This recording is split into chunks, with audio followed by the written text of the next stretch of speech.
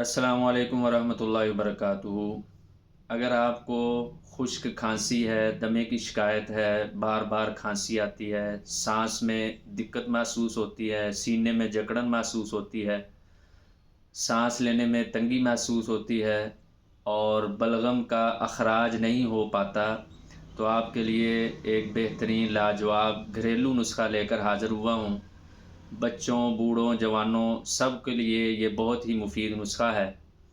آپ نے اس طرح کرنا ہے: ہلدی لینی ہے 10 گرام اور ست ملٹھی لینی ہے 5 گرام، کالی مرچ لینی ہے 5 گرام۔ ان تینوں چیزوں کو 10 گرام ادرک کے پانی میں اچھی طرح کھرل کر لیں۔ جب ادرک کا پانی خشک ہو جائے تو 10 گرام سہاگا بریاں اس میں شامل کر کے شہد کی مدد سے نخودی گولیاں بنا لیں۔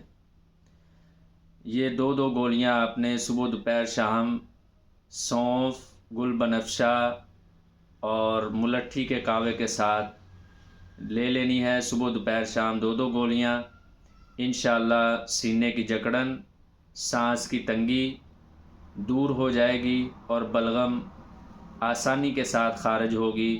اگر آپ اسی طرح کی مفید ویڈیوز حاصل کرنا چاہتے ہیں اور طب و حکمت کی باتیں سیکھنا چاہتے ہیں تو میرے اس چینل کو فالو کر لیں اور اس ویڈیو کو مفاد عامہ کے لیے آگے سے آگے شیئر کرتے جائیں۔ شکریہ۔